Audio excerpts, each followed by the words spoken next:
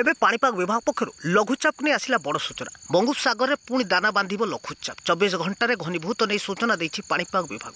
କାଲିଠୁ ଦକ୍ଷିଣରେ ବଢ଼ିବ ବର୍ଷାର ପରିମାଣ। ଉପକୂଳ ସହ ପଶ୍ଚିମରେ ପ୍ରବଳ ବର୍ଷା ସମ୍ଭାବନା ଥିବା ପାଣିପାଗ କେନ୍ଦ୍ରରୁ ସୂଚନା ରହିଛି। ମାଲକାନଗିରି, କୋରାପୁଟ, ନବରଙ୍ଗପୁର, କଳାହାଣ୍ଡି, ରାୟଗଡ଼ା, ଗଜପତି, ଗଞ୍ଜାମ, କଳାହାଣ୍ଡି, ବଲାଙ୍ଗୀର ଏବଂ ନୂଆପଡ଼ା ଜିଲ୍ଲାର ଅଧିକାଂଶ ସ୍ଥାନରେ ଆଗାମୀ 3 ଦିନ ମଧ୍ୟରେ ପ୍ରବଳ ବର୍ଷା ରହିଛି। ୟେଲୋ ୱାର୍ଣ୍ଣିଂ ସହ ଅଧିକାଂଶ ଜିଲ୍ଲାକୁ ପାଣିପାଗ ବିଭାଗରୁ ବର୍ଷା ଚେତାବନୀ ରହିଛି। ରାଜ୍ୟକୁ ଲଘୁଚାପ ଆସୁଥିବାରୁ ରାଜ୍ୟରେ ନିଅଣ୍ଟିଆ ବର୍ଷା ଭରଣ କରିବ ଅଧିକାଂଶ ସ୍ଥାନ।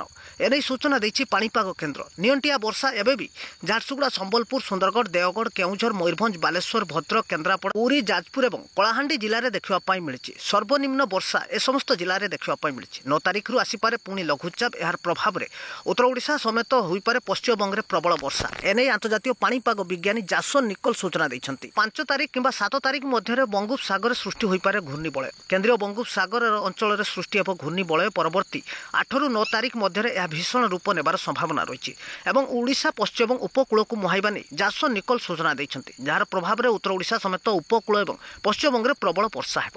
ଏପଟେ ଆସନ୍ତା 24 ଘଣ୍ଟାରେ ପୁଣି ଦାନା ବାନ୍ଧୁଛି ଲଘୁଚାପ। ଯାହାର ପ୍ରଭାବରେ ଦକ୍ଷିଣ ଓଡ଼ିଶାର ଅଧିକାଂଶ ସ୍ଥାନରେ ବର୍ଷା ହେବାର ସମ୍ଭାବନା ରହିଛି। ଆଜି ରାତିରୁ ମାଲକାନଗିରି, କୋରାପୁଟ, ନବରଙ୍ଗପୁର ଜିଲ୍ଲାରେ ପ୍ରବଳ ବର୍ଷା ରହିବ। ବିଜୁଳି ଘଡ଼ଘଡ଼ି ସାଙ୍ଗକୁ କେତେକ ସ୍ଥାନରେ ବଜ୍ରପାତ ରହିବ ଏବଂ ବିଜୁଳି ଘଡ଼ଘଡ଼ି ସାଙ୍ଗକୁ ବଜ୍ରପାତ ନେଇ ୟେଲୋ ୱାର୍ଣ୍ଣିଂ ଜାରି ହୋଇଥିବା ଜିଲ୍ଲା ହେଉଛି ଗଞ୍ଜାମ, ଗଜପତି, ରାୟଗଡ଼ା, କଳାହାଣ୍ଡି, କନ୍ଧମାଳ ଏବଂ ବଲାଙ୍ଗୀର, ନୂଆପଡ଼ା ଜିଲ୍ଲା। ଏ ସମସ୍ତ ଜିଲ୍ଲାମାନଙ୍କରେ ଆଜି ସନ୍ଧ୍ୟାରୁ ଆସନ୍ତାକାଲି ସକାଳ ମଧ୍ୟରେ ଘଡ଼ଘଡ଼ି ସହ ବଜ୍ରପାତ ରହିବ ଏବଂ ମାଲକାନଗିରି, କୋରାପୁଟ, ନବରଙ୍ଗପୁର ଜିଲ୍ଲାରେ 7ରୁ 11 ସେଣ୍ଟିମିଟର ମଧ୍ୟରେ ବର୍ଷାର ସୂଚନା ଦେଇଛି ପାଣିପାଗ ବିଭାଗ। ତେବେ ରାଜ୍ୟକୁ ପଛକୁ ପଛ ଲଘୁଚାପ ଆସୁଥିବାରୁ ଆଗକୁ ପ୍ରବଳ ବର୍ଷା ଥିବା କୁହାଯାଇଛି। ତେବେ ପଶ୍ଚିମ କେନ୍ଦ୍ରୀୟ ବଙ୍ଗୋପସାଗର ସଂଲଗ୍ନ ଉତ୍ତର ପଶ୍ଚିମ ଅଞ୍ଚଳରେ ଆଜି ଦାନା ବାନ୍ଧୁଛି ଲଘୁଚାପ। ଆସନ୍ତାକାଲି ଲଘୁଚାପରେ ପରିଣତ ହେବ ଘୂର୍ଣ୍ଣିବଳୟ ଏବଂ ପରବର୍ତ୍ତୀ 24 ଘଣ୍ଟାରେ ଏହା ଅବପାତ ରୂପ ନେବାର ସୂଚନା ରହିଛି। ଯାହାର ପ୍ରଭାବରେ ଦକ୍ଷିଣ ଓଡ଼ିଶା ସମେତ ଦକ୍ଷିଣ ପୂର୍ବ ଅଞ୍ଚଳରେ ପ୍ରବଳ ବର୍ଷା ହେବ। ନେଇ ଆସନ୍ତାକାଲି ପାଇଁ 9 ଜିଲ୍ଲାକୁ ପ୍ରବଳ ବର୍ଷା ସହ ବଜ୍ରପାତର ସୂଚନା ରହିଛି। ଉପକୂଳ ଜିଲ୍ଲାରେ ବିଜୁଳି ଘଡ଼ଘଡ଼ି ସାଙ୍ଗକୁ ବଜ୍ରପାତର ସମ୍ଭାବନା ଦେଇଛି ପାଣିପାଗ ବିଭାଗ।